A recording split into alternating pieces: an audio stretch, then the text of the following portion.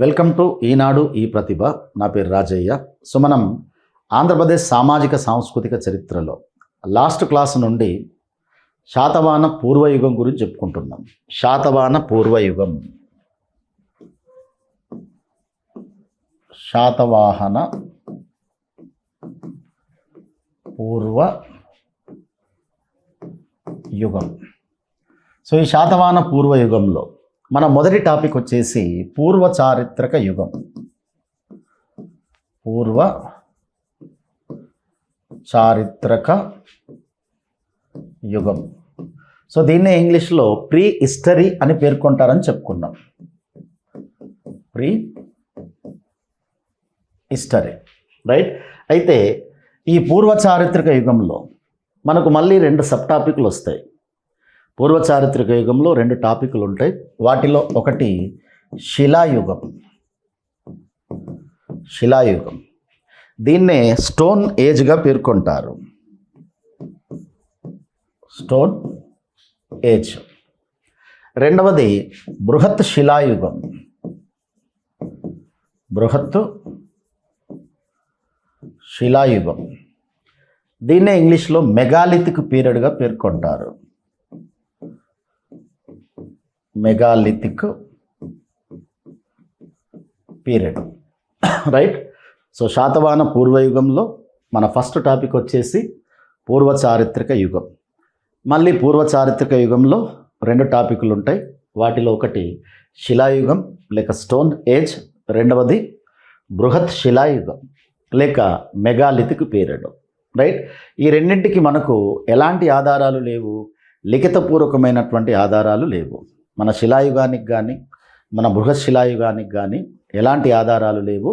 లిఖితపూర్వకమైన, వ్రాతపూర్వకమైన లేక return sources మనకు లేవు. మరి వీటి గురించి తెలుసుకోవడానికి మనకున్న ఆధారం ఏంటి? పురావస్తు ఆధారాలు, ఆర్కియాలజికల్ సోర్సెస్ మాత్రమే వీటి గురించి మనకు తెలుసుకోవడానికి ఉపయోగపడుతున్నాయి. మనం ఆల్రెడీ ఈ పురావస్తు పరిశోధనల గురించి చెప్పుకున్నాం. ప్రపంచంతో ప్రారంభించి మన ఆంధ్రప్రదేశ్ వరకు ఈ పురావస్తు పరిశోధనల గురించి చెప్పుకున్నాం. ముఖ్యంగా మన దగ్గర మన ఆంధ్రప్రదేశ్లో పురావస్తు పరిశోధన ఎవరితో మొదలైంది? రాబర్ట్ బ్రూస్ఫుట్తో మొదలైంది. అందుకే రాబర్ట్ బ్రూస్ఫుట్ను the father of Andhra Pradesh pre హిస్టరీగా పేర్కొంటారని చెప్పుకున్నాం. ఓకేనా. అదేవిధంగా అతని తర్వాత కూడా చాలామంది పరిశోధనలు జరిపారు. ముఖ్యంగా కమియోడు, బర్కిటు, ఫ్రాంక్లిన్ షిమాన్లే, వైను, బిఆర్ సుబ్రహ్మణ్యం, హైజాకు, కృష్ణమూర్తి, తిమ్మారెడ్డి, జాకబ్ జయరాజు, వీళ్ళంతా ఇక వీటి మీద పరిశోధన జరిపారు. అంటే పూర్వ చారిత్రక యుగం మీద లేక శిలాయుగం మీద లేక బృహశిలాయుగం మీద పరిశోధన జరిపారు. అంటే ఇందులో ముందుగా మనం ఈ శిలాయుగం గురించి చెప్పుకుందాం. పూర్వ చారిత్రక యుగంలో ముందుగా లేక శాతవాహన పూర్వయుగంలో ముందుగా మనం దేని గురించి చెప్పుకుందాం?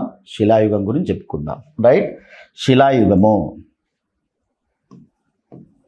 శిలాయుగం లేక స్టోన్ ఏజ్. సో మరి శిలాయుగానికి మన ఆంధ్రప్రదేశ్ చరిత్రలో ఉన్నటువంటి ప్రత్యేకత ఏంటి? నిజానికి మన ఆంధ్రప్రదేశ్ చరిత్ర దేంతో మొదలవుతుంది? ఆంధ్రప్రదేశ్ చరిత్ర దేంతో మొదలవుతుంది? శిలాయుగంతో మొదలవుతుంది. ఓకేనా. అది ఎక్కడ పెడతావా? అదే అన్న, నేను ఇందాక తీసిన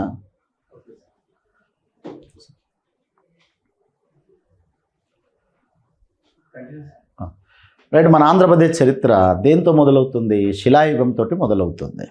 ఓకేనా. స్టోన్ ఏజ్ తోటి మొదలవుతుంది. ఇది మన ఫస్ట్ టాపిక్ అని చెప్పొచ్చు. మన ఆంధ్రప్రదేశ్ చరిత్రలో మన ఫస్ట్ టాపిక్ వాస్తవానికి సబ్జెక్టు పరంగా శిలాయుగం. మరి శిలాయుగం ఎప్పటి నుంచి మొదలైంది? వాస్తవానికి ఇది కొంత కాంట్రవర్సీ. ఈ శిలాయుగం ఎప్పటి నుంచి మొదలైంది అనేది నిజానికి పెద్ద ప్రామాణికమేం కాదు, కొంత కాంట్రవర్సీ. ఈ ప్రాచీన యుగానికి సంబంధించి సంవత్సరాల మీద, పీరియడ్ల మీద ప్రశ్నలు రావు.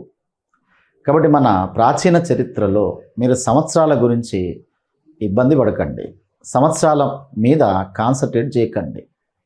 ప్రాచీన యుగానికి సంబంధించి మనం అనుకునే ఏ సంవత్సరం కూడా లేక చాలా సంవత్సరాలు ప్రామాణికం కాదు. అవి వాటికి సంబంధించి చాలా కాంట్రవర్సీలు ఉంటాయి. ఓకేనా. మరి ఎప్పుడు మొదలైంది అనేది మనం ఖచ్చితంగా చెప్పలేము. ఓకేనా. ఇక మనకున్నటువంటి మన పుస్తకాలను బట్టి కానీ మన యొక్క చరిత్రకాలను బట్టి కానీ మనం ఇక్కడ ఎక్కువగా దేన్ని తీసుకుంటున్నామంటే అటు ఇటుగా సుమారుగా 2.5 లక్షల సంవత్సరాల క్రితం మొదలైంది. అంటే క్రీస్తు పూర్వం 2,50,000 సంవత్సరాల నుంచి మొదలైంది. క్రీస్తు పూర్వం 2,50,000 సంవత్సరాల నుంచి ఇక శిలాయుగం మొదలైంది. మరి మన ఆంధ్రప్రదేశ్ చరిత్రలో ఈ శిలాయుగం ఎప్పటి వరకు కొనసాగుతుంది? ఇగో ఇది క్రీస్తు పూర్వం 1,000 వరకు కొనసాగుతుంది. దాదాపు 2,50,000 సంవత్సరాల క్రితం మొదలై ఎప్పటి వరకు కొనసాగుతుంది? క్రీస్తు పూర్వం 1,000 వరకు కొనసాగుతుంది. ఓకేనా? అయితే నిజానికి భారతదేశ చరిత్రలో కూడా శిలాయుగం ఉంటుంది. భారతదేశానికి కూడా శిలాయుగం ఉంది, మన ఆంధ్రప్రదేశ్కి కూడా శిలాయుగం ఉంది. అయితే భారతదేశ చరిత్రలోని శిలాయుగ పీరియడ్ ముగింపుకు మన ఆంధ్రప్రదేశ్ చరిత్రలోని శిలాయుగ పీరియడ్ ముగింపుకు కొంత తేడా ఉంటుంది. ఎందుకంటే వాస్తవానికి భారతదేశంలో శిలాయుగం దాదాపుగా క్రీస్తు పూర్వం 4,000 వరకు కొనసాగుతుంది. 4,000 తర్వాత భారతదేశ చరిత్రలో శిలాయుగం ఉండదు. క్రీస్తుపురం 4,000 తర్వాత భారతదేశ చరిత్రలో శిలాయుగం ఉండదు. కానీ మన దగ్గర 4,000 తర్వాత అంటే ఎప్పటి వరకు? 1000 వరకు కూడా ఉంటుంది. 1000 వరకు ఉంటుంది మన దగ్గర. కానీ భారతదేశ చరిత్రలో క్రీస్తుపురం 4,000 నాటికి శిలాయుగం పూర్తవుతుంది.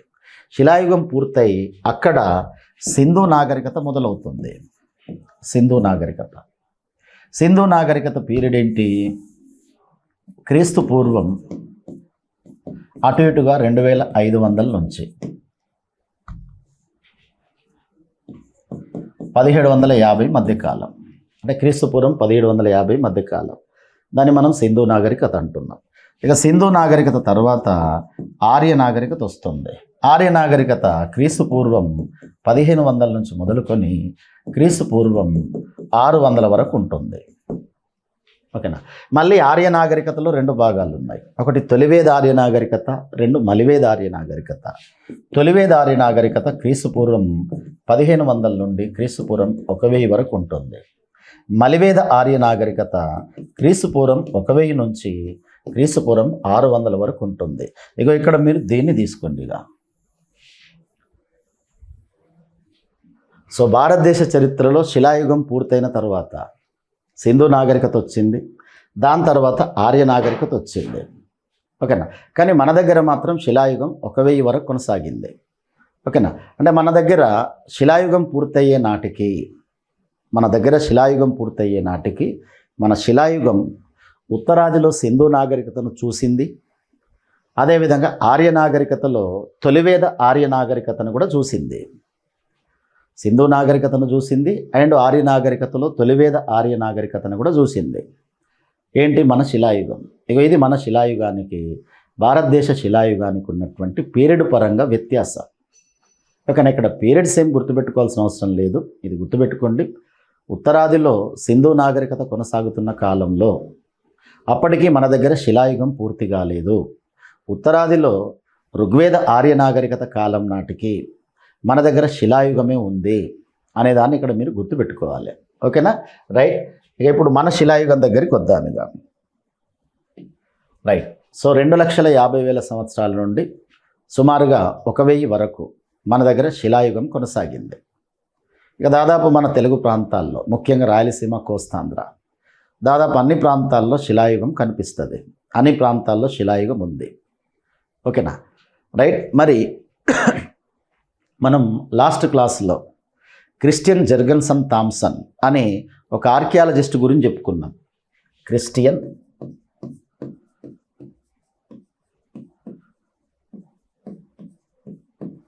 జెర్గెన్సన్ థామ్సన్ అనే ఒక ఆర్కియాలజిస్ట్ గురించి చెప్పుకున్నాం. ఏంటి మరి ఇతనుకున్న ప్రత్యేకత? The father of world pre హిస్టరీగా పేర్కొంటారు. The father of world pre history, ప్రపంచ పూర్వ చారిత్రక యుగ పితామహుడుగా పేర్కొంటారు.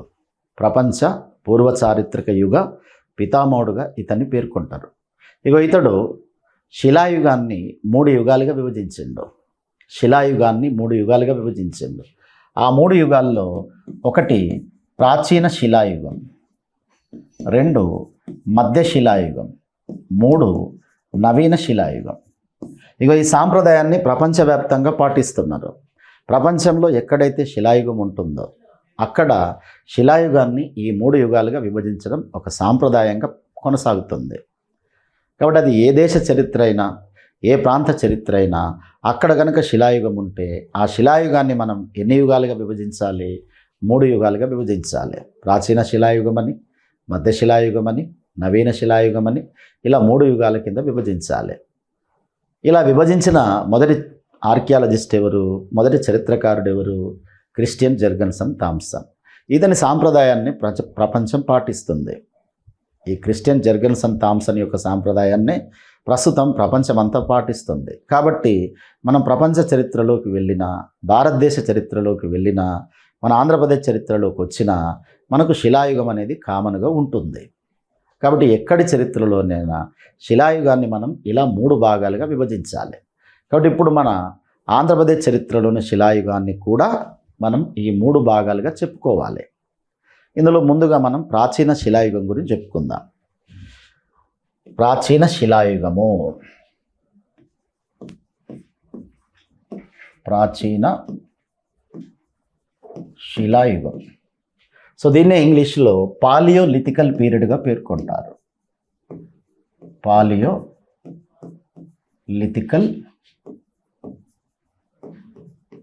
పీరియడ్, ప్రాచీన శిలాయుగం లేక పాలియోలిథికల్ పీరియడ్. సో ఇది క్రీస్తు పూర్వం 10,000 సంవత్సరాల వరకు కొనసాగింది. ఎప్పటి వరకు కొనసాగింది? మన దగ్గర క్రీస్తు పూర్వం 10,000 సంవత్సరాల వరకు మన దగ్గర ఈ ప్రాచీన శిలాయుగం లేక పాలియోలిథికల్ పీరియడ్ కొనసాగింది. ప్రాచీన శిలాయుగం లేక పాలియోలిథికల్ పీరియడ్ క్రీస్తు పూర్వం 10,000 సంవత్సరాల వరకు కొనసాగింది. అయితే ఈ శిలాయుగం గురించి చెప్పుకోవడానికి ముందుగా ఇక్కడ మనం ఒక ప్రత్యేకమైనటువంటి ఒక దశ గురించి చెప్పుకోవాలి. ఆ దశ దేనితో ముడిపడి ఉంటుందంటే వాతావరణ మార్పులతో ముడిపడి ఉంటుంది. వాతావరణ మార్పులు లేక పర్యావరణ మార్పులు. ఈ పర్యావరణ పరంగా వచ్చే మార్పులు లేక వాతావరణ పరంగా వచ్చే మార్పులు, వీటిని బట్టి చరిత్రను లేక కాలాన్ని 2 యుగాల కింద విభజిస్తాడు. వాటిలో ఒకటి ప్లీస్టోసీన్ యుగం. ప్లీస్టోసీన్ యుగం, ప్లీస్టోసీన్ యుగం. రెండవది హోలీసీన్ యుగం. ప్లీస్టోసీన్ యుగం, హోలీసీన్ యుగం. ఈ ప్లీస్టోసీన్ యుగం అనేది క్రీస్తు పూర్వం 10,000 సంవత్సరాల వరకు కొనసాగింది. 10,000 సంవత్సరాల వరకు. ఇక హోలీసీన్ యుగం అనేది క్రీస్తు పూర్వం 10,000 సంవత్సరాల నుండి ప్రారంభమవుతుంది. 10,000 సంవత్సరాల నుండి హోలీసీన్ యుగం అనేది ప్రారంభమవుతుంది. అయితే ఇందులో ఈ హోలీసీన్ యుగం గురించి మళ్ళీ మనం తర్వాత చెప్పుకుందాం. ముందుగా ఇక్కడ మనం ప్లీస్టోసీన్ యుగం గురించి చెప్పుకుందాం. ఓకేనా? మరి ప్లీస్టోసీన్ యుగం అంటే ఏంటి? ఇక దీనికే మరో పేరు మంచు యుగం. మంచు యుగం లేక ఐస్ ఏజ్ అంటారు దీన్ని. Ice age. మరి ఎందుకు దీన్ని మంచు యుగం అంటారు? ఎందుకు దీన్ని లేక ఐస్ యుగం అంటారు? అంటే దీనికంటూ కొన్ని ప్రత్యేక లక్షణాలు ఉన్నాయి. ఈ యుగానికి కొన్ని లక్షణాలు ఉన్నాయి. ఆ లక్షణాల్లో ముఖ్యమైన లక్షణం ఏంటంటే ఈ ప్లీస్టోసీన్ దశలో అంటే క్రీస్తుపురం 10,000 సంవత్సరాల వరకు ఈ ప్రపంచమంతా మంచుతో కప్పబడి ఉండేది. ప్రపంచమంతా మంచుతో కప్పబడి ఉండేది. ఎక్కడ చూసినా మంచు ఉండేది. కాబట్టి దీన్ని మంచు యుగంగా లేక ఐస్ ఏజ్గా పేర్కొంటారు. ఇప్పుడు ఉన్నటువంటి నదులు కానీ, సముద్రాలు కానీ, కాలువలు కానీ ఈ రూపంలో లేవసలు. ఎలా ఉండేది? భూమి మొత్తం మంచుతో కప్పబడి ఉండేది. మంచుమయంగా ఉండేది భూమి అంతా. కాబట్టి ఈ దశలో మానవ మనుగడ చాలా కష్టంగా ఉండేది. ఈ ప్లీస్టోసీన్ దశలో మానవ మనుగడ చాలా కష్టంగా ఉండేది. ఎన్నో అడ్డంకులు, ఎన్నో అవాంతరాలు ఉండేవి. ప్రకృతి ఏమాత్రం సహకరించేది కాదు మానవునికి. ప్రకృతి ఎన్నో అవాంతరాలు కల్పించింది. ఎన్నో అడ్డంకులను మనిషి ముందు పెట్టేది. అంటే ఏ విధంగా మానవ మనుగడకు ఏమాత్రం అనుకూలం కాని దశ ఇగో ఈ దశ. మానవ మనుగడకు ఏమాత్రం అనుకూలం కాని దశ ఏ దశ? ప్లీస్టోసీన్ దశ. ఇక ఇప్పుడు మళ్ళీ మనం ఈ ప్రాచీన శిలాయుగం దగ్గరికి వద్దాం. నిజానికి ప్రాచీన శిలాయుగం అంతా ఏ దశలో కొనసాగింది? ఈ దశలో కొనసాగింది. ఏ దశలో? ప్లీస్టోసిన్ దశలో కొనసాగింది. ఎందుకంటే ప్లీస్టోసిన్ దశ ఎప్పటి వరకు ఉంది? క్రీస్తుపూర్వం 10,000 సంవత్సరాల వరకు ఉంది. అదేవిధంగా ప్రాచీన శిలాయుగం కూడా ఎప్పటి వరకు ఉంటుంది? క్రీస్తుపూర్వం 10,000 సంవత్సరాల వరకు ఉంటుంది. సో కాబట్టి పర్యావరణ పరంగా ప్రాచీన శిలాయుగం అంతా ఏ దశలో కొనసాగినట్టు? ప్లీస్టోసిన్ దశలో కొనసాగినట్టు. మరి ప్లీస్టోసిన్ దశ యొక్క లక్షణం ఏంటి? భూమి మొత్తం మంచుమయమై ఉండడం, భూమి మొత్తం మంచుతో కప్పబడి ఉండడం. కాబట్టి దానివల్ల మానవ మనుగడ చాలా కష్టంగా ఉంటుంది. మానవ మనుగడకు ఏమాత్రం అనుకూల పరిస్థితులు ఉండవు. అలాంటి పరిస్థితుల్లోనే ప్రాచీన శిలాయుగం నాటి మానవుడు జీవించినట్లు. మానవ మనుగడకు ఏమాత్రం అనుకూలంగా లేని ఆ ప్లీస్టోసిన్ దశలోనే ప్రాచీన శిలాయుగం నాటి మానవుడు నివసించాడు అని ఇక్కడ మనం అర్థం చేసుకోవాలి. రైట్. ఇక మన ప్రాచీన శిలాయుగానికి సంబంధించి ఒక ప్రత్యేకత ఏంటంటే, ప్రపంచంలో కొన్ని దేశాల్లోని ప్రాచీన శిలాయుగ లక్షణాలు మన ప్రాచీన శిలాయుగంలో కనిపిస్తాయి. ప్రపంచంలో కొన్ని దేశాల ప్రాచీన శిలాయుగ లక్షణాలు మన ఆంధ్రప్రదేశ్ చరిత్ర ప్రాచీన శిలాయుగంలో కనిపిస్తాయి. ఉదాహరణకు, ఒకటి ఆఫ్రికా, 2 ఫ్రాన్స్, 3వది భారతదేశంలోని కొన్ని ప్రాంతాలు, మన దేశంలోని కొన్ని ప్రాంతాలు. ఓకేనా? అంటే మన దగ్గరే, అంటే మన ఆంధ్రప్రదేశ్ చరిత్రలోని శిలాయుగ లక్షణాలకు ఫ్రాన్స్లోని, ఆఫ్రికాలోని, భారతదేశంలోని మరికొన్ని ప్రాంతాల్లోని శిలాయుగ లక్షణాలకు దగ్గర సంబంధం ఉంటుంది. దాదాపు మన ప్రాచీన శిలాయుగ సంస్కృతి ఇక్కడి ప్రాచీన శిలాయుగ సంస్కృతులకు దగ్గరగా ఉంటుంది, పోలికలు ఉంటాయి. ఉదాహరణకు ఆఫ్రికాలో ఓల్డ్ వాన్ అనేటువంటి ప్రాంతం ఉంటుంది, ఓల్డ్ వాన్. ఫ్రాన్స్లో అషూలియన్ అనేటువంటి ప్రాంతం ఉంటుంది. అదే భారతదేశంలోని ప్రాంతాల్లో ఒకటైనటువంటి నెవాసా ప్రాంతం, నెవాసా అంటే మహారాష్ట్ర ప్రాంతం. ఇక ఈ ప్రాంతాల్లోని శిలాయుగ లక్షణాలకు మన ప్రాంత శిలాయుగ లక్షణాలకు చాలా దగ్గరి సంబంధం ఉంటుంది. అలాంటి లక్షణాలు మళ్ళీ మన ప్రాచీన శిలాయుగంలో కనిపిస్తాయి. పనిముట్ల తయారీలో కావచ్చు, ఇతర జీవన విధానంలో కావచ్చు. మొత్తానికి మన లక్షణాలు ఎక్కడి లక్షణాలకు దగ్గరగా ఉంటాయి? ఓల్డ్ వాన్లోని శిలాయుగ లక్షణాలకు, అషూలియన్ శిలాయుగ లక్షణాలకు, నెవాసా శిలాయుగ లక్షణాలకు దగ్గరగా ఉంటుంది. అందుకే మన ప్రాచీన శిలాయుగ సంస్కృతిని ఏమని పేర్కొంటారంటే Oldowan culture, Oldowan సంస్కృతి, ఓల్డ్ వాన్ సంస్కృతి, అషూలియన్ సంస్కృతి, నెవాసియన్ సంస్కృతి లేక నెవాసియన్ కల్చర్. ఈ విధంగా పేర్కొంటారు. ఇది మన ప్రాచీన శిలాయుగ ప్రత్యేకత అని చెప్పొచ్చు. మన ప్రాచీన శిలాయుగం ఆఫ్రికాలోని, ఫ్రాన్స్లోని, నెవాసాలోని ప్రాచీన శిలాయుగానికి దగ్గరగా ఉంటుంది. ఇంచుమించుగా పనిముట్ల తయారీలో కావచ్చు, మనిషి యొక్క జీవన విధానంలో కావచ్చు చాలా దగ్గరగా ఉంటుంది. అందుకే మన ప్రాచీన శిలాయుగ సంస్కృతిని ఒకటి ఓల్డ్ వాన్ సంస్కృతిగా పేర్కొంటారు, 2 అషూలియన్ సంస్కృతిగా పేర్కొంటారు, 3 నెవాసియన్ సంస్కృతిగా లేక నెవాసియన్ కల్చర్గా పేర్కొంటారు. ఇది మన ప్రాచీన శిలాయుగం యొక్క ప్రత్యేకత. రైట్. ఇక మరి ప్రాచీన శిలాయుగం నాటి మానవుడు నిజానికి పనిముట్లు తయారు చేసుకున్నాడు. పనిముట్లు మరి ఎలాంటి పనిముట్లు తయారు చేశాడు? ముఖ్యంగా రాతి పనిముట్లు తయారు చేశాడు. అందుకే మనం దీన్ని శిలాయుగం అంటున్నాం, రాతి పనిముట్లు. మరి ఎలాంటి రాతి పనిముట్లు తయారు చేశాడు? అసలు వేటితో తయారు చేశాడు? ముఖ్యంగా ఒక 2 రకాల రాయిని ఉపయోగించి పనిముట్లు తయారు చేశాడు. మరి ఆ 2 రకాల రాయి ఏంటి, రాళ్ళేంటి? ఒకటి సున్నపు రాయి, సున్నపు రాయి. 2 పలుగు రాయి, సున్నపు రాయి, పలుగు రాయి. వీటిని ఉపయోగించి మానవుడు పనిముట్లు తయారు చేశాడు. ఏ కాలం నాటి మానవుడు? ప్రాచీన శిలాయుగం నాటి మానవుడు సున్నపు రాయి, పలుగురాయి ఇలాంటి వాటిని ఉపయోగించి పనిముట్లు తయారు చేశాడు. రైట్. మరి మనిషి యొక్క జీవన విధానం ఏంటి? జీవన విధానం, లైఫ్ స్టైల్ ఎలా ఉండేది? సో మనిషి జీవన విధానం పూర్తిగా దేనికి కేటాయించబడేది అంటే ఆహార అన్వేషణ కోసం, ఆహార సంపాదన కోసం కేటాయించబడేది. ఆహార సంపాదన లేక ఆహార అన్వేషణ. ఇక మొత్తం మనిషి జీవితం, మనిషి దినచర్య దీనికోసమే ఖర్చు అయ్యేది. పొద్దున లేస్తూనే మనిషి దేనికోసం పరిగెత్తేవాడు? ఆహారం కోసం పరిగెత్తేవాడు, ఆహారాన్ని సేకరించుకునేవాడు, ఆహారాన్ని అన్వేషించేవాడు. కాబట్టి ఇక ఈ కాలం నాటి ఆర్థిక వ్యవస్థకు చరిత్రకారులు ఒక పేరు పెట్టారు. సో ఆ పేరు వచ్చేసి gathering and hunting economy. Hunting and gathering economy. Hunting and gathering economy ఇగో ఈ విధంగా పేర్కొంటారు. ఈ కాలం నాటి ఆర్థిక వ్యవస్థను hunting and gathering economy. Hunting అంటే వేట. ఆహారాన్ని ఎలా సంపాదించుకునేవాడు, ఆహారాన్ని ఎలా సేకరించుకునేవాడు? వేట ద్వారా సేకరించుకునేవాడు, జంతువులను వేటాడేవాడు. ఒకవేళ వేటాడకపోతే తన చుట్టూ ఉన్నటువంటి మొక్కల నుంచి, చెట్ల నుంచి, కందమూలాల నుంచి ఆహారాన్ని సేకరించుకునేవాడు. అంటే మొత్తానికి సేకరణ, గ్యాదర్ చేసుకునేవాడు. తను ఉత్పత్తి చేసేవాడు కాదు.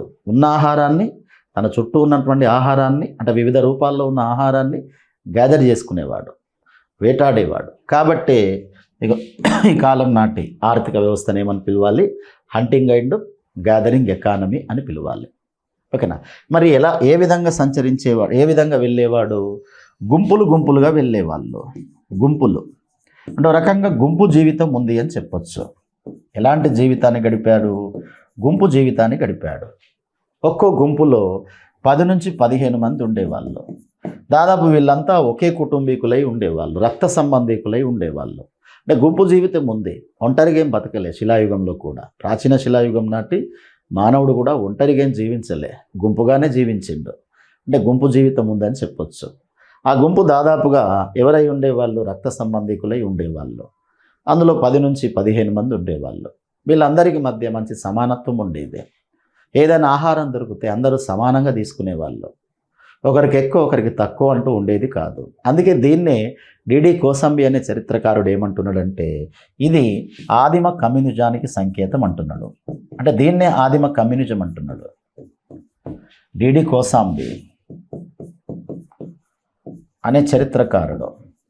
ఈ పద్ధతిని ఏమంటున్నాడు? ఆదిమ కమ్యూనిజం. అంటే శిలాయుగంలో ఆదిమ కమ్యూనిజం ఉంది, ప్రాచీన శిలాయుగంలోనే ఆదిమ కమ్యూనిజం ఉంది. అంటే అర్థం ఏంటి? దొరికిన దాన్ని అందరూ సమానంగా పంచుకోవడం, ఎవరి మధ్య వివక్షత, వ్యత్యాసాలు చూపకపోవడం. ఇక ఈ విధమైనటువంటి జీవన విధానాన్ని కొనసాగించింది. మొత్తానికి దేనిలో గడిపేవాడు? ఆహార సంపాదనలో గడిపేవాడు, ఆహార అన్వేషణలో గడిపేవాడు. మరి బట్టలు వేసుకునే వాళ్ళ, వాస్తవానికి బట్టలు వేసుకునే వాళ్ళు కాదు. కేవలం శరీరాన్ని కాపాడుకోవడం కోసం, అంటే ఎండ నుండి, వాన నుండి, చలి నుండి శరీరాన్ని కాపాడుకోవడం కోసం జంతు చర్మాలను, చెట్ల బెరడ్లను మాత్రమే ఇతడు వస్త్రాలుగా వాడుకునేవాడు.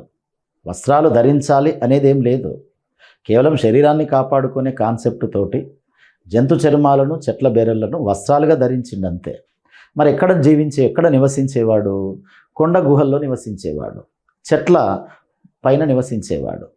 మరి స్థిరంగా ఉండేవాడా? వాస్తవానికి స్థిరంగా లేడు. అంటే సంచార జీవితాన్ని గడిపాడు. కాబట్టి మనం దీన్ని సంచార జీవన దశ అని చెప్పాలి. సంచార జీవన దశ. ఎందుకు మరి సంచార జీవన దశ? మనం ఇందాక చెప్పుకున్నాం, ఆహార సంపాదన, ఆహార అన్వేషణ. ఓకేనా? ఎప్పుడు తన ఉన్న చోటే ఆహారం దొరక్కపోవచ్చు. అందుకేం చేస్తాడు? ఆహారాన్ని వెతుక్కుంటూ వెళ్ళాల్సి వస్తుంది. ఆహారాన్ని వెతుక్కుంటూ ఒక ప్రాంతం నుంచి మరో ప్రాంతానికి వెళ్ళాల్సి వస్తుంది. అందుకే ఎలాంటి జీవితాన్ని గడిపినట్టు? సంచార జీవితాన్ని గడిపినట్టు. కాబట్టి సింపుల్గా చెప్పాలంటే, ఒకటి ఆహార అన్వేషణ దశ, 2 సంచార జీవన దశ. ఇక ఇవి ప్రధానమైనటువంటి లక్షణాలు. ప్రాచీన శిలాయుగానికి సంబంధించిన ప్రధానమైనటువంటి లక్షణాలు ఏంటి?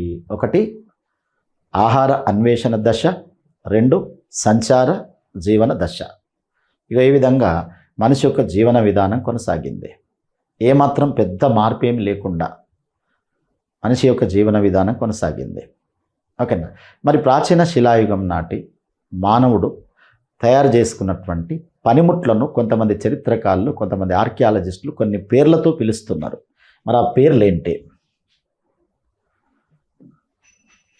ఒకటి పెబుల్స్ పరిశ్రమ. పెబుల్స్ పరిశ్రమ. 2 పెచ్చుల పరిశ్రమ, 3 బ్లేడ్ బ్యూరిన్ పరిశ్రమ, బ్లేడ్ బ్యూరిన్ పరిశ్రమ.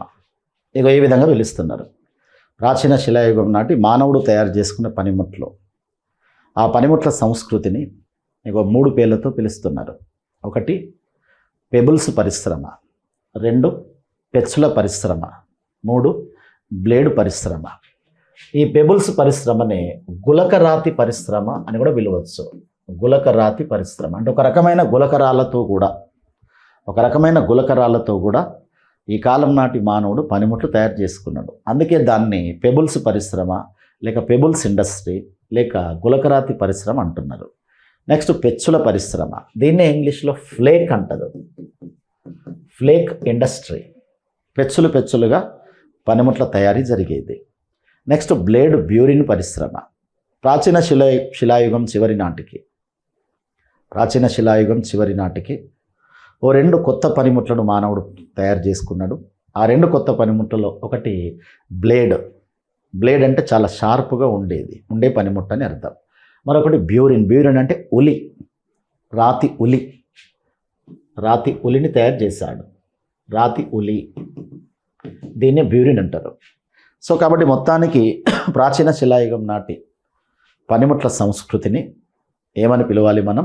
1 పెబుల్స్ పరిశ్రమ, 2 ఫ్లేక్ ఇండస్ట్రీ లేక పెచ్చుల పరిశ్రమ, 3వది బ్లేడ్ అండ్ బ్యూరిన్ పరిశ్రమ. రైట్. ఇక ప్రాచీన శిలాయుగానికి సంబంధించి ఇక్కడ మనం ఒక వ్యక్తిని ప్రత్యేకంగా ప్రస్తావించుకోవాలి. ఆ వ్యక్తి పేరు హైమన్ లెవీ.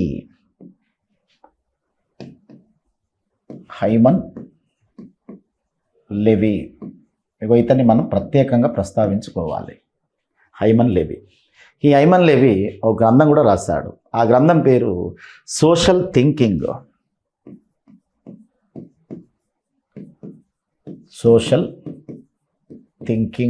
అనేది హైమన్ లెవీ రాసినటువంటి గ్రంథం. ఈ హైమన్ లెవీ మరి ఇక్కడ ఎందుకు తీసుకోబడుతున్నాడు అంటే ఇతడు ప్రాచీన శిలాయుగానికి సంబంధించి ఒక స్టేట్మెంట్ ఇచ్చాడు. ఇక్కడ ఆ స్టేట్మెంట్ మనకి ఇంపార్టెంట్ అవుతుంది. మరి ఆ స్టేట్మెంట్ ఏంటి, అసలు ఎందుకు ఆ స్టేట్మెంట్ ఇవ్వాల్సి వచ్చింది? నిజానికి మానవ చరిత్రలోనే ఈ ప్రాచీన శిలాయుగ కాలం అనేది అత్యంత సుదీర్ఘమైన కాలం అని చెప్పొచ్చు. మానవ చరిత్రలోనే ప్రాచీన శిలాయుగ కాలం అనేది అత్యంత సుదీర్ఘమైనటువంటి కాలం. ఓకేనా? ఎందుకు మరి సుదీర్ఘమైన కాలం అంటున్నాము? ఈ ప్రాచీన శిలాయుగం ఎప్పటి వరకు కొనసాగింది? 10,000 వరకు కొనసాగిందని చెప్పుకుందాం. క్రీస్తుపూర్వం 10,000 సంవత్సరాల వరకు కొనసాగింది. అంటే కొన్ని లక్షల సంవత్సరాల పాటు మానవ జీవితం ఏ దశలో గడిచింది? ప్రాచీన శిలాయుగ దశలో గడిచింది. కొన్ని లక్షల సంవత్సరాలు.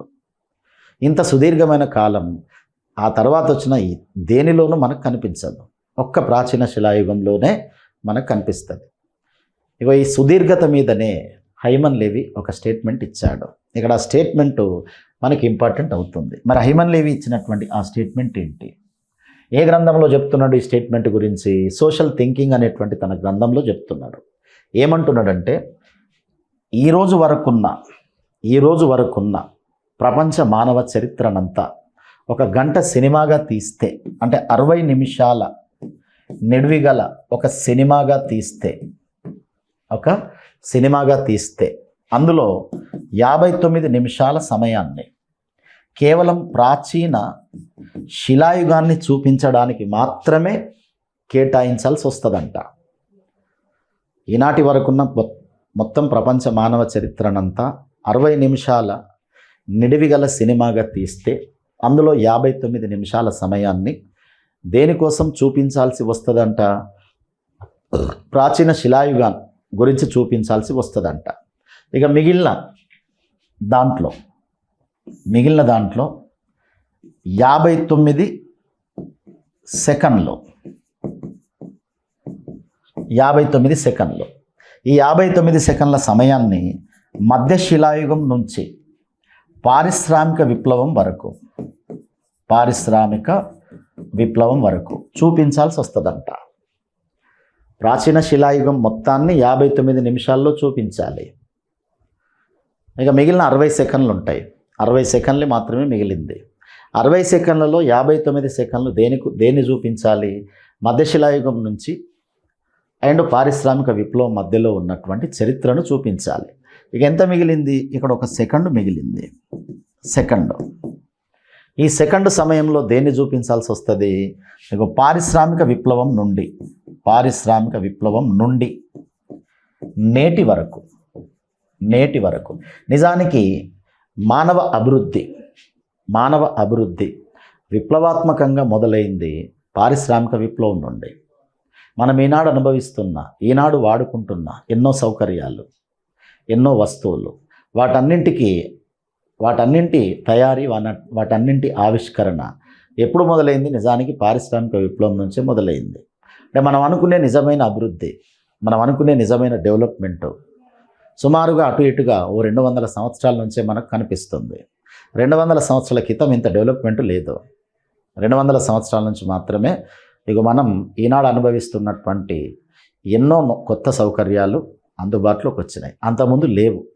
కాబట్టి 200 సంవత్సరాల కాలాన్ని మనం ఎంత టైంలో చూపించాలి? 1 సెకండ్లో మాత్రమే చూపించాలి. కాబట్టి ఇక్కడ మనం దేన్ని అర్థం చేసుకోవాలి అంటే ప్రాచీన శిలాయుగం యొక్క కాలం చాలా సుదీర్ఘమైనది అనే విషయాన్ని మనం ఇక్కడ అర్థం చేసుకోవాలి. రైట్.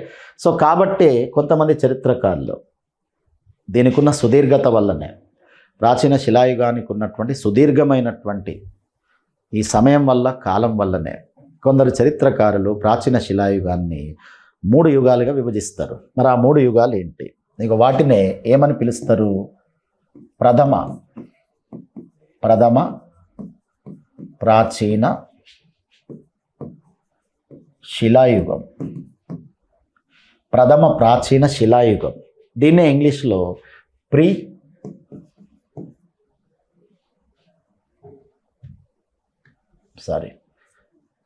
ఎర్లీ పాలియోలిథిక్ పీరియడ్గా పిలుస్తారు. ప్రథమ ప్రాచీన శిలాయుగాన్ని ఇంగ్లీష్లో ఎర్లీ పాలియోలిథిక్ పీరియడ్గా పేర్కొంటారు. ఇక రెండవది మధ్య ప్రాచీన శిలాయుగం. దీన్నే ఇంగ్లీష్లో మిడిల్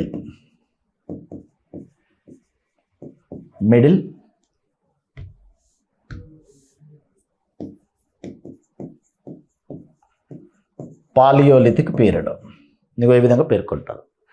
ఇక మూడవది అంతిమ ప్రాచీన శిలాయుగం. ఇక దీన్నే లాటర్ పాలియోలిథిక్ పీరియడ్గా పేర్కొంటారు. అంటే ఈ విధంగా దీనికి ఉన్న సుదీర్ఘమైన కాలం వల్ల ప్రాచీన శిలాయుగాన్ని ఈ విధంగా 3 యుగాలుగా విభజిస్తున్నారు. ఒకటి ప్రథమ ప్రాచీన శిలాయుగం అని, 2 మధ్య ప్రాచీన శిలాయుగం అని, 3 అంతిమ ప్రాచీన శిలాయుగం అని. అయితే దీన్ని మరీ ఇంత డెప్త్గా కూడా వెళ్ళాల్సిన అవసరం లేదు. ఓకేనా? ఎక్కడి నుంచి ఎక్కడి వరకు ప్రథమ ప్రాచీన శిలాయుగం ఉంటుంది, ఎక్కడి నుంచి మధ్య ప్రాచీన శిలాయుగం మొదలవుతుంది, ఎక్కడి నుంచి అంతిమ ప్రాచీన శిలాయుగం మొదలవుతుంది అనే దాని విషయంలో మనం పెద్ద డెప్త్గా వెళ్ళాల్సిన అవసరం లేదు. ఎందుకంటే వీటికి అంత ప్రామాణికత ఉండదు. ఓకేనా? కాబట్టి వీటి మీద మనకు ప్రశ్నలు అడిగే అవకాశం ఉండదు. ఓకేనా? సో దీని మీద ఇది ఇక్కడ నుంచి ఇక్కడి వరకు ఉందా, ఇక్కడి నుంచి ఇక్కడి వరకు ఉందా, ఏ యుగం ఉంది, మొదటి ప్రాచీన శిలాయుగమా, మధ్య ప్రాచీన శిలాయుగమా, ఇలాంటి వాటి మీద ప్రశ్నలు అడిగే అవకాశం ఉండదు. ఓకేనా? జస్ట్ కొంతమంది చరిత్రకారులు ఆ విధంగా పేర్కొంటున్నారు. దీనికి ఉన్న సుదీర్ఘత వల్ల దీన్ని ఈ విధంగా 3 యుగాలుగా పేర్కొంటున్నారు. కానీ 3 యుగాల్లోకి మనం వెళ్ళి చూడాల్సినటువంటి అవసరం లేదు. ఇది చాలా కాంట్రవర్సీ ఉంటుంది. ఓకేనా? కొన్ని పుస్తకాల్లో ఉంటే, కానీ దానికి అంత ప్రామాణికత మాత్రం ఉండదు. ఇది గుర్తుపెట్టుకోండి. ఓకేనా? మరి ప్రాచీన శిలాయుగానికి సంబంధించిన ముఖ్యమైన స్థావరాలు ఏంటి? ప్రాచీన శిలాయుగానికి సంబంధించినటువంటి స్థావరాలు, సైట్స్, ప్రాచీన శిలాయుగానికి సంబంధించిన స్థావరాలు లేక సైట్స్ ఏంటి? ఇక వీటిలో అతి ముఖ్యమైనది బిల్లసర్గం గుహ. మీకు దీని మీద ప్రశ్న అడగవచ్చు. బిల్లసర్గం గుహ దీని మీద ప్రశ్న అడగవచ్చు. ఏంటి మరి బిల్లసర్గం గుహకున్న ప్రాధాన్యత? నిజానికైతే మన ఆంధ్రప్రదేశ్ చరిత్రలో ఈ శిలాయుగానికి సంబంధించిన పరిశోధనలు ముందుగా బిల్లసర్గం గుహ నుంచే మొదలైనాయి. ముఖ్యంగా రాబర్ట్ బ్రూస్ఫుట్ 1892 నుంచి బిల్లసర్గం గుహలోనే తన పరిశోధన ప్రారంభించాడు మన దగ్గర. కాబట్టి ఇది మనకు చాలా ఇంపార్టెంట్ సైట్ అని చెప్పొచ్చు, ఇంపార్టెంట్ స్థావరం అని చెప్పొచ్చు. ఎక్కడ ఉంటుంది ఇది? కర్నూలు జిల్లాలో ఉంటుంది. బిల్లసర్గం గుహ ఎక్కడ ఉంటుంది? కర్నూలు జిల్లాలో ఉంటుంది. అయితే ఇక్కడ జరిపిన పరిశోధనల్లో కొన్ని ఆసక్తికరమైనటువంటి వస్తువులు లేక అంశాలు మనకు లభించాయి. మరి ఏంటి ఇక్కడ లభించినవి? ఇగో ఇక్కడ తలలు లేని జంతు కళేబరాలు, తలలు లేని జంతు కళేబరాలు అండ్ మెల్లో వేసుకునే దంతపు హారాలు, మెల్లో వేసుకునే దంతపు హారాలు. ఇగో ఇవి మనకు లభించినాయి ఇక్కడ బిల్లసర్గం గుహలో. తలలు లేని జంతు కళేబరాలు, మెల్లో వేసుకునేటువంటి దంతపు హారాలు, ఇవన్నీ మరి దేనికి సూచనలు? నిజానికి మత విశ్వాసాలకు సూచనలు అని చెప్పొచ్చు. మత విశ్వాసం అంటే ప్రాచీన శిలాయుగం నాటి మానవునిలో కొన్ని మత విశ్వాసాలు ఉన్నాయి అని ఇక వీటిని బట్టి మనం చెప్పొచ్చు. ప్రాచీన శిలాయుగం నాటికే మానవునిలో మత విశ్వాసాలు ఉన్నాయి అని వేటిని బట్టి చెప్పొచ్చు. తలలు లేని జంతు కళేబరాలు, మెల్లో వేసుకునే దంతపు హారాలు. సో ఇప్పుడు తలలు లేని జంతు కళేబరాలు అంటే అర్థం ఏంటి? ఇక్కడ జంతు బలి జరిగి ఉండొచ్చు, జంతు బలి జరిగి ఉండొచ్చు. మరి జంతు బలి అనేది పర్టికులర్గా అదొక మత విశ్వాసం కిందికి వస్తుంది. జంతు బలి అనేది మత విశ్వాసం కిందికి వస్తుంది. అంటే బిల్లసర్గం గుహలో జంతు బలి జరిగిన ఆనవాళ్ళు మనకు దొరికినట్టు. ఓకేనా? అదేవిధంగా మెల్లో వేసుకునే దంతపు హారాలు, మెల్లో వేసుకునే దంతపు హారాలు, ఇక ఇవి కూడా ఇక్కడ మనకు దొరికినాయి. కాబట్టి వీటి మీద ప్రశ్నలు అడిగే అవకాశం ఉంటుంది. ఇక మరొక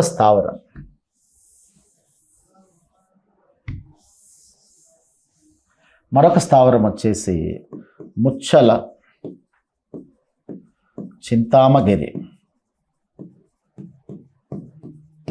ఇది కూడా ఒక గుహ. ముచ్చల చింతామగిరి కూడా ఒక గుహ. ఇగో ఇక్కడ దేశంలో ఎక్కడా లేని విధంగా, ఎక్కడా దొరకని విధంగా ఎముకతో చేసిన పనిముట్లు దొరికినాయి. ఎముక పనిముట్లు, ఇలాంటి పనిముట్లు దేశంలో మనకు ఎక్కడా దొరకలేదు. మన భారతదేశంలో ప్రాచీన శిలాయుగానికి సంబంధించి ఎక్కడా కూడా ఎముక పనిముట్లు దొరకలేదు. ఎక్కడ దొరికినాయి? కేవలం చింతమాను గనిలో మాత్రమే దొరికినాయి. ముచ్చల చింతమాను గనిలో మాత్రమే దొరికినాయి. సో ఈ ముచ్చల చింతమాను గని కూడా ఇది కర్నూలు జిల్లా కిందకే వస్తుంది. బిల్లసర్గం గుహ, ముచ్చల చింతమాను గని, ఇవి రెండు కర్నూలు జిల్లా. రైట్. ఇక నెక్స్ట్ 3 బేతంచెర్ల ప్రాంతం. సో బేతంచెర్ల కూడా కర్నూలు జిల్లాలోనే ఉంటుంది. నిజానికి మనం మొదట్లో చెప్పుకున్న బిల్లసర్గం గుహ బేతంచెర్లకు సమీపంలో ఉంటుంది. రైట్. నెక్స్ట్ గుంతకల్ ప్రాంతం. సో ఈ గుంతకల్ ప్రాంతం అనంతపురం జిల్లా కిందకి వస్తుంది, అనంతపురం జిల్లాలో ఉంటుంది. నెక్స్ట్ రాయచోటి ప్రాంతం. సో ఇది కడప జిల్లా కిందకి వస్తుంది, కడప జిల్లా. నెక్స్ట్ గిద్దలూరు ప్రాంతం.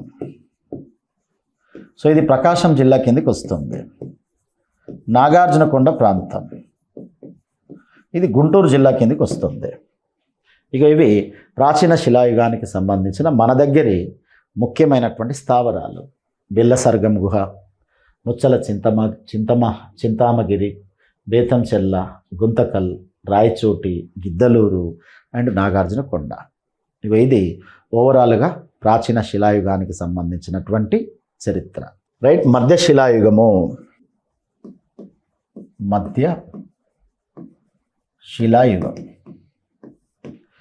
శిలాయుగం. సో దీన్నే ఇంగ్లీష్లో మెసోలిథిక్ పీరియడ్గా పేర్కొంటారు. మెసోలిథిక్ పీరియడ్గా పేర్కొంటారు. మధ్యశిలాయుగానికే మరొక పేరు సూక్ష్మ శిలాయుగం. సూక్ష్మ శిలాయుగం. దీన్నే ఇంగ్లీష్లో మైక్రోలిథికల్ పీరియడ్గా పేర్కొంటారు. మైక్రోలిథికల్ పీరియడ్గా పేర్కొంటారు. మధ్యశిలాయుగం లేక మెసోలిథిక్ పీరియడ్, సూక్ష్మశిలాయుగం లేక మైక్రోలిథికల్ పీరియడ్. మరి దీని యొక్క పీరియడ్ ఏంటి? సో ఇది క్రీస్తు పూర్వం 10,000 సంవత్సరాల నుంచి మొదలవుతుంది. 10,000 సంవత్సరాల నుండి ప్రారంభమవుతుంది. ఎప్పటి వరకు కొనసాగుతుంది? క్రీస్తు పూర్వం 2000 వరకు కొనసాగుతుంది. క్రీస్తు పూర్వం 10,000 సంవత్సరాల నుంచి మొదలై ఎప్పటి వరకు పూర్తవుతుంది? 2000 సంవత్సరాల వరకు పూర్తవుతుంది. ఓకేనా, రైట్. అయితే మనం ప్రాచీన శిలాయుగానికి సంబంధించి ఆ ప్రాచీన శిలాయుగం గురించి చెప్పుకునే సందర్భంలో మొదట్లో ఒక వాతావరణ మార్పులను బట్టి, పర్యావరణ మార్పులను బట్టి కాలాన్ని 2 యుగాలుగా విభజిస్తారని చెప్పుకున్నాం, 2 దశలుగా విభజిస్తారని చెప్పుకున్నాం. ఆ 2 దశలు ఏంటి? ఒకటి ప్లీస్టోసీన్ దశ, ప్లీస్టోసీన్ దశ. రెండవది హోలీసీన్ దశ. సో ప్లీస్టోసీన్ దశ అంటే మంచు యుగం అని చెప్పుకున్నాం. అంటే భూమి మొత్తం మంచుతో కప్పబడి ఉంటుందని చెప్పుకున్నాం. మరి ప్లీస్టోసీన్ దశ ఎప్పటి వరకు ఉంటుంది? 10,000 వరకు ఉంటుంది. క్రీస్తు పూర్వం 10,000 సంవత్సరాల వరకు ఏ దశ ఉంటుంది? ప్లీస్టోసీన్ దశ ఉంటుంది. ఈ ప్లీస్టోసీన్ దశలో మానవ మనుగడ చాలా కష్టంగా ఉండేదని చెప్పుకున్నాం. ప్రకృతి ఏమాత్రం సహకరించలేదు అని చెప్పుకున్నాం. అనేక అవాంతరాలు, అడ్డంకులు ఉండేవని చెప్పుకున్నాం. అయినా కూడా మానవుడు ఆ అడ్డంకుల మధ్య, అవాంతరాల మధ్యనే నివసించిండు. ఇక ఇప్పుడు క్రీస్తు పూర్వం 10,000 సంవత్సరాల నాటికి ఈ ప్లీస్టోసీన్ దశ పూర్తవుతుంది. పూర్తయి ఏ దశ మొదలైంది? హోలీసీన్ దశ మొదలైంది. అంటే హోలీసీన్ దశ ఎప్పటి నుంచి మొదలైనట్టు? క్రీస్తు పూర్వం 10,000 సంవత్సరాల నుంచి ప్రారంభమైనట్టు. 10,000 సంవత్సరాల నుండి హోలీసీన్ దశ మొదలైంది. అంటే ఏ యుగం మొదలైనట్టు? మధ్యశిలాయుగం మొదలైనట్టు. మధ్యశిలాయుగం నుంచి వాతావరణ పరంగా ఏ దశ మొదలైంది? హోలీసీన్ అనేటువంటి దశ మొదలైంది. మరి హోలీసీన్ దశ యొక్క లక్షణాలు ఏంటి? హోలీసీన్ దశ యొక్క లక్షణాలు, అతి ముఖ్యమైన లక్షణం ఏంటంటే మానవ మనుగడకు పూర్తిగా అనుకూలమైన పరిస్థితులు ఏర్పడ్డాయి. మానవ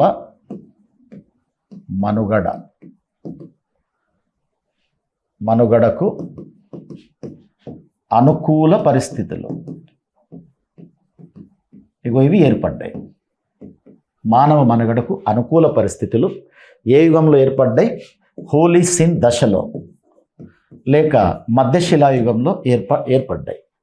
మరి ఎందుకు మానవ మనుగడకు అనుకూల పరిస్థితులు ఏర్పడ్డాయి అంటే, నిజానికి ఇక్కడ క్రీస్తుపురం 10,000 నుంచి లేక హోలీసీన్ దశ నుంచి వాతావరణంలో ఉష్ణోగ్రత పెరిగింది.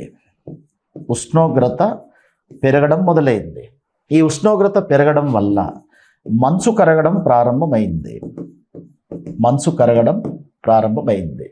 ఈ మంచు కరగడం వల్ల క్రమంగా సముద్రాలు, నదులు, నీటి వనరులు ఇవన్నీ ఏర్పాటు కావడం మొదలైంది. దీంతో క్రమంగా వాతావరణం మానవునికి అనుకూలంగా మారుతూ వచ్చింది. ఎప్పుడైతే వాతావరణం మానవునికి అనుకూలంగా మారుతూ వచ్చిందో అప్పటి నుంచి మానవ మనుగడ సులభమైపోయింది. మానవ మనుగడకున్న అవాంతరాలు, అడ్డంకులు తొలగిపోయినట్లయింది.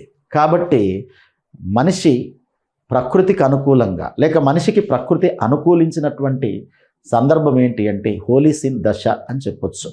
లేక మధ్యశిలాయుగం నుంచి మాత్రమే ఇలాంటి పరిస్థితి మొదలైంది.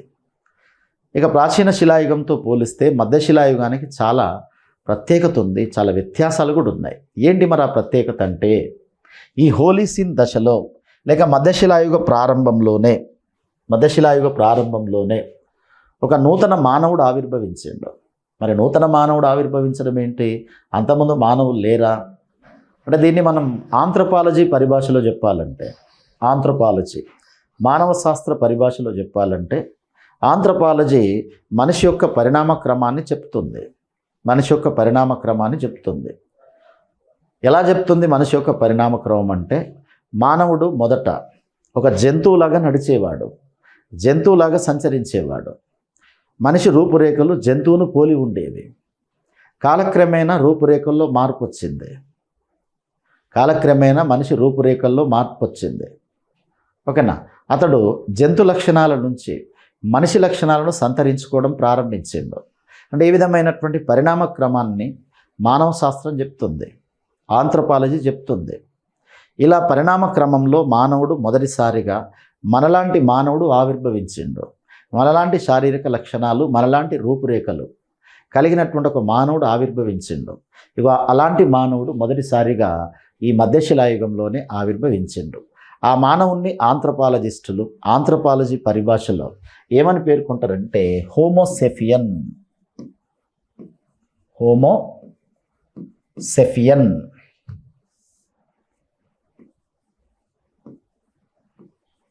హోమోసెఫియన్ ఈ విధంగా పేర్కొంటారు. హోమోసెఫియన్గా పేర్కొంటారు. హోమోసెఫియన్ను ఏ విధంగా అర్థం చేసుకోవాలంటే ఇతన్ని మన సమీప పూర్వీకుడుగా అర్థం చేసుకోవాలి. ఆధునిక మానవుని సమీప పూర్వీకుడిగా, ఆధునిక మానవునికి సమీప పూర్వీకుడిగా ఎవరిని పేర్కొనాలి? హోమోసెఫియన్ను పేర్కొనాలి. అందుకే ఏమంటారు ఇతన్ని? The ancestor of the very nearest ancestor of the modern మ్యాన్గా పేర్కొంటారు. Very nearest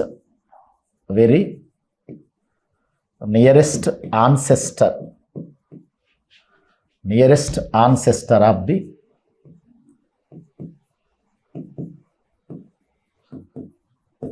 modern man.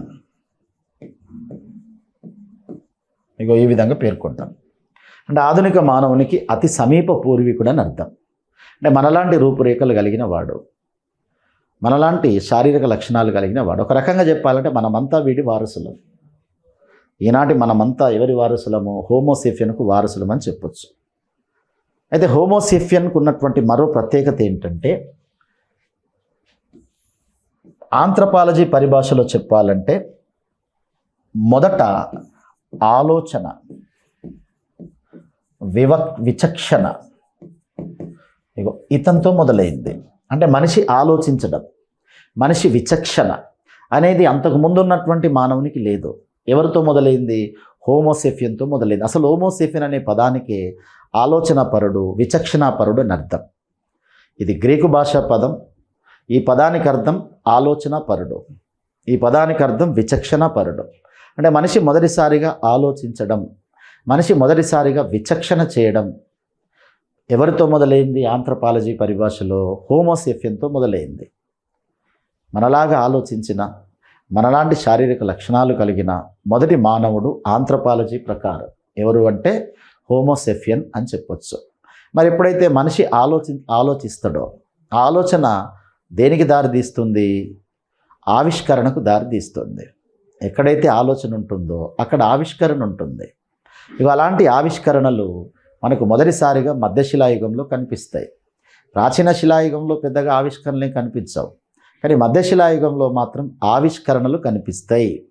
ఎందుకు మరి ఆవిష్కరణలు కనిపిస్తాయి అంటే మధ్యశిలాయుగంలో మానవుడు ఆలోచనాపరుడు, మానవుడు విచక్షణపరుడు. ఎక్కడైతే ఆలోచన ఉంటుందో అక్కడే ఏముంటుంది? ఖచ్చితంగా ఆవిష్కరణలు అనేటివి ఉంటవి. మరి మధ్యశిలాయుగం నాటి మానవుని యొక్క ఆవిష్కరణలు ఏంటి అంటే కొత్తగా వేటిని కనిపెట్టిండు. కొత్త వాటిని కనిపెట్టడమే ఆవిష్కరణలు. ఆవిష్కరణలు ఏంటి మరి? ఆవిష్కరణలు ఇక మొదటిసారిగా మానవుడు ఇక్కడ నిప్పును కనిపెట్టిండు. నిప్పు, దీనికి సంబంధించినటువంటి ఆనవాళ్ళు మనకు బిల్లసర్గం గుహలో దొరికాయి. మనం ఇందాక చెప్పుకున్న బిల్లసర్గం గుహ, ఆ గుహలో ఈ నిప్పుకు సంబంధించినటువంటి ఆనవాళ్ళు దొరికాయి. ఇక అదేవిధంగా మట్టి పాత్రలు అంటే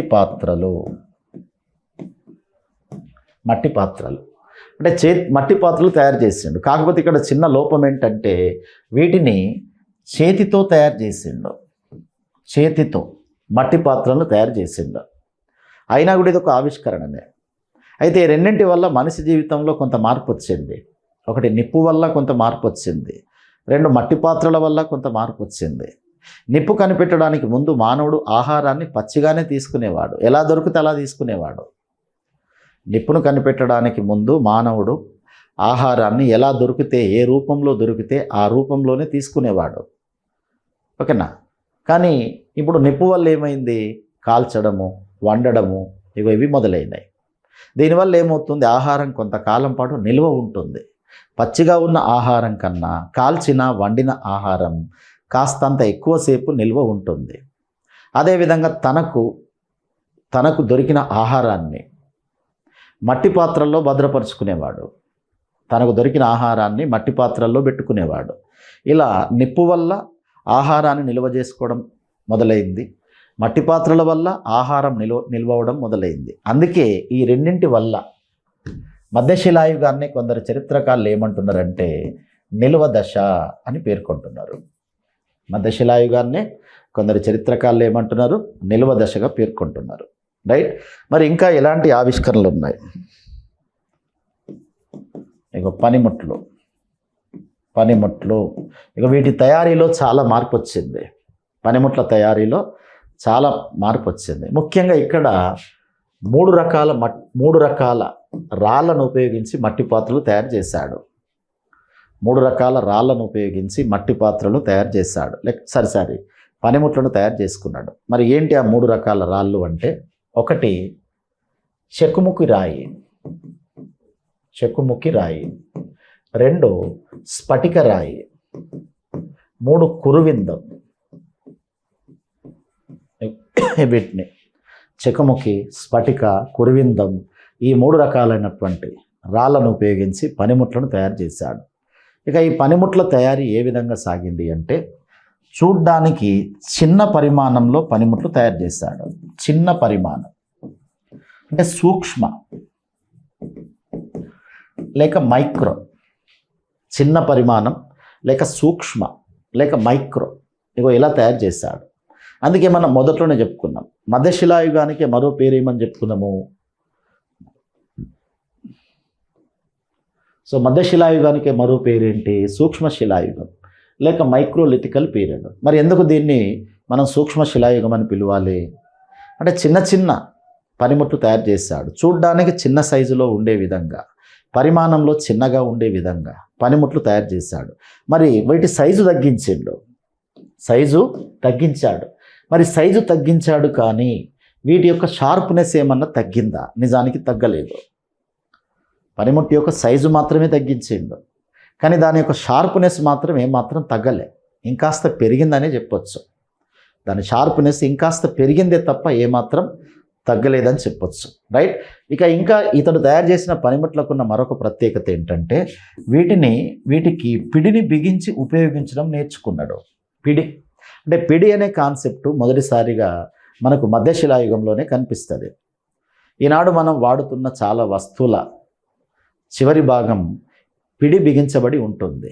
ఉదాహరణకు కత్తి కానీ కొడవలు కానీ వీటిని మనం తీసుకుంటే వీటి చివరిలో ఒక పిడి ఉంటుంది, ఒక గ్రిప్ ఉంటుంది. దాన్ని సరిగా పట్టుకోవడం కోసం, ఒక గ్రిప్ కోసం మనం దేన్ని బిగిస్తున్నాం? పిడిని బిగిస్తున్నాం. ఈ పిడి అనేటువంటి కాన్సెప్ట్ మనిషి జీవితంలో మొదటిసారిగా ఎప్పుడు ప్రవేశించింది? మధ్యశిలాయుగంలో ప్రవేశించిందని చెప్పొచ్చు. ఓకేనా? పనిముట్ల సైజు తగ్గించాడు, వాటి షార్ప్నెస్ పెంచాడు. అదేవిధంగా పిడిని బిగించి ఉపయోగించడం నేర్చుకున్నాడు. ఈ పిడి అనే కాన్సెప్ట్ మనకు అందించినటువంటి వాడు మధ్యశిలాయుగం నాటి మానవుడు అని చెప్పొచ్చు. ఓకేనా? రైట్. ఇంకా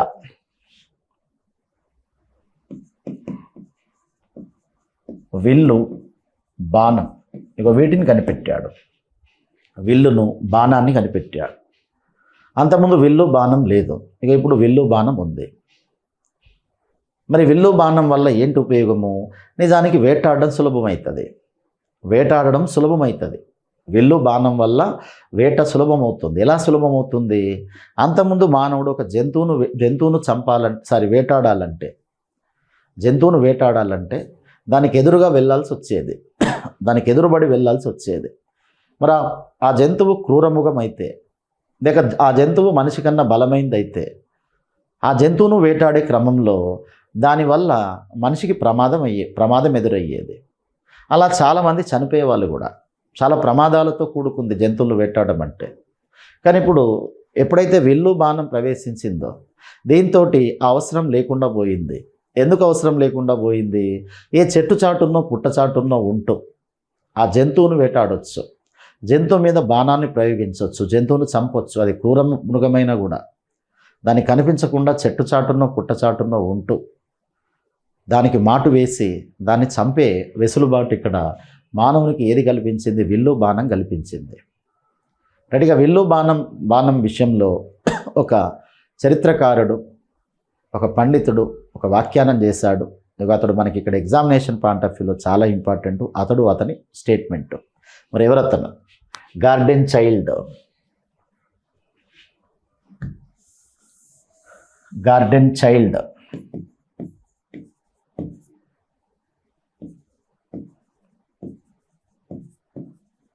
గార్డెన్ చైల్డ్ ఒక వ్యాఖ్యానం చేశాడు. మరి ఏంటి ఆ వ్యాఖ్యానం అంటే, మానవుడు కనిపెట్టిన తొలి యంత్రం విల్లు అనేది ఇతని వ్యాఖ్యానం.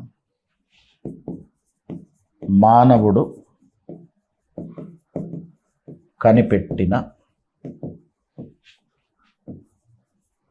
తొలి యంత్రం విల్లు అనేది ఇతని స్టేట్మెంట్. మరి మానవుడు కనిపెట్టిన తొలి యంత్రం ఎలా అవుతుంది? ఇది అసలు ఇది యంత్రం అవుతుందా? విల్లు అనేది యంత్రం అవుతుందా? వాస్తవానికి విల్లు అనేది యంత్రమే. మరి ఎందుకు విల్లును యంత్రం అనొచ్చు? వాస్తవానికి విల్లు అనేది యాంత్రిక సూత్రం ప్రకారం పనిచేస్తుంది. అందులో మన బలం పనిచేయదు. బలం కన్నా యాంత్రిక సూత్రమే పనిచేస్తుంది. ఎలా మరి యాంత్రిక సూత్రం పనిచేస్తుందని చెప్పొచ్చు? ఉదాహరణకు విల్లులో ప్రయోగించాల్సిన బాణాన్ని మామూలుగా మనం చేతితో కనుక ప్రయోగిస్తే, చేతితో బాణం వేస్తే ఆ బాణం పెద్దగా దూరంగా వెళ్ళదు, వెళ్ళినా ఫోర్సుబుల్గా వెళ్ళదు, వేగంగా వెళ్ళదు, దూరంగా వెళ్ళదు, ఫోర్సుబుల్గా వెళ్ళదు. అంటే అక్కడ అర్థం ఏంటి? మన బలం పనిచేయట్లేదు. అదే విల్లు ఎక్కుపెట్టి విల్లులో బాణాన్ని ఎక్కుపెట్టి ఆ బాణాన్ని ప్రయోగిస్తే అది దూరంగా వెళ్తుంది, ఫోర్సుబుల్గా వెళ్తుంది, వేగంగా వెళ్తుంది. ఓకేనా? మరి రెండింటిని రెండుసార్లు ప్రయోగించింది మనమే. విల్లు లేకుండా ప్రయోగించింది మనమే, విల్లుతో ప్రయోగించింది మనమే. మరి విల్లు లేకుండా ప్రయోగించినప్పుడేమో దూరంగా వెళ్ళలేదు, వేగంగా వెళ్ళలేదు. విల్లుతో ప్రయోగించినప్పుడు మాత్రమే దూరంగా వెళ్ళింది, వేగంగా వెళ్ళింది. దీనికి కారణం ఏంటి? అందులో ఉన్నటువంటి యాంత్రిక సూత్రమే. కాబట్టి మనిషి కనిపెట్టిన మొదటి యంత్రం విల్లు బాణం అనేది ఇక్కడ ఎవరి అభిప్రాయము? ఇతని అభిప్రాయం. Garden child. మనిషి కనిపెట్టిన తొలి యంత్రం విల్లు వల్ల మనిషికి కలిగినటువంటి ప్రయోజనం వేటాడడం సులభం అవడం. రైట్. ఇక అదేవిధంగా ఇక్కడ జంతువుల మచ్చిక కూడా మొదలైంది. జంతువుల మచ్చిక. ముందుగా మానవుడు కుక్కను మచ్చిక చేసుకున్నాడు.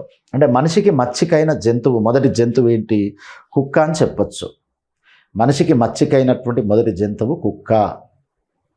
ఈ కుక్క వల్ల మరి మనిషికి కలిగిన ప్రయోజనం ఏంటి? ఇక దీనివల్ల కూడా వేటాడడం సులభమైంది.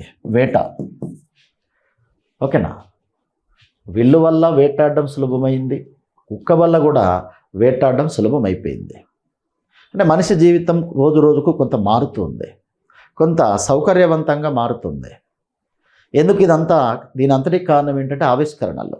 మనిషి యొక్క ఆలోచన పెరుగుతుంది, దాంతోపాటు ఆవిష్కరణలు పెరుగుతున్నాయి. ఓకేనా?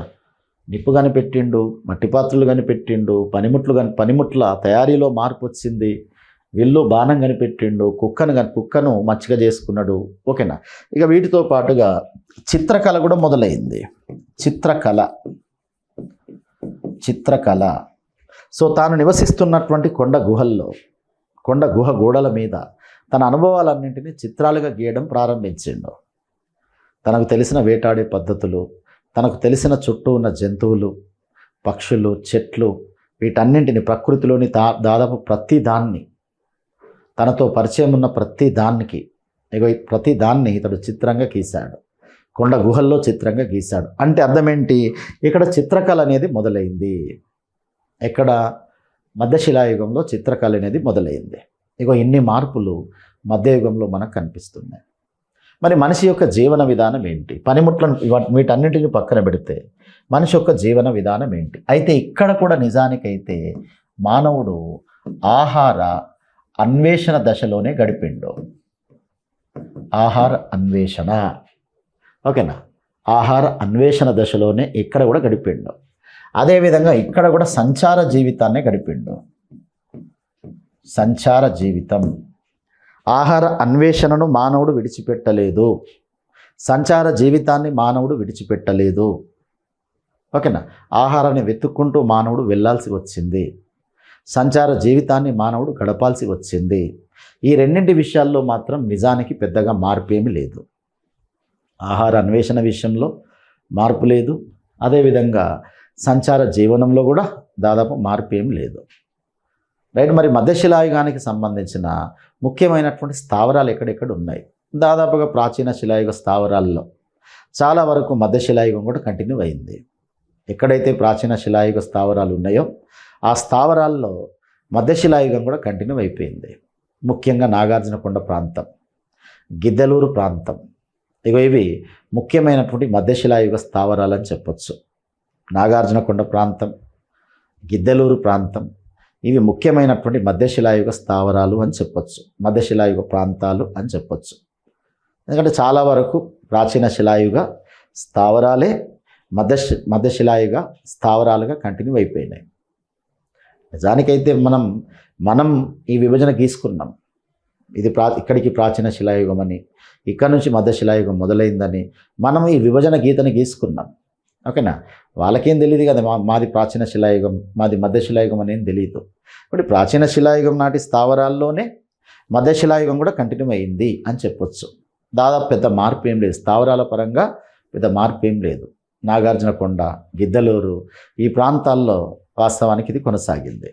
అంటే అదేవిధంగా మధ్యశిలాయుగానికి సంబంధించిన మరొక ప్రత్యేకత ఏంటంటే, ప్రపంచంలో ఒక ప్రాంతంలోని మధ్యశిలాయుగ లక్షణాలకు మన దగ్గర మధ్యశిలాయుగ లక్షణాలకు దగ్గరి సంబంధం ఉంటుంది, పోలికలు ఉంటాయి. ముఖ్యంగా కాస్పియన్ సముద్ర ప్రాంతం,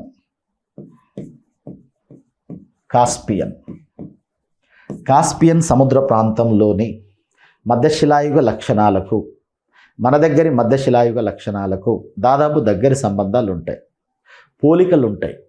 ప్రాచీన శిలాయుగ లక్షణాలేమో ఆఫ్రికా, ఫ్రాన్సు, నెవాసా ప్రాంతాల లక్షణాలను పోలి ఉంటే, మధ్యశిలాయుగ లక్షణాలేమో కాస్పియన్ సముద్ర ప్రాంత లక్షణాలను పోలి ఉంటాయి. ఇది ప్రాచీన మధ్యశిలాయుగాల యొక్క చరిత్ర. ఇక మూడవది నవీన శిలాయుగం. నవీన శిలాయుగానికి మరో పేరేంటి? Neolithic period. సరే, ఇంగ్లీష్లో ఏమంటారు దాన్ని? Neolithic period. ఈ నవీన శిలాయుగం గురించి లేక నియోలిథిక్ పీరియడ్ గురించి మళ్ళీ మనం నెక్స్ట్ క్లాస్లో చెప్పుకుందాం. Right. Thank you very much.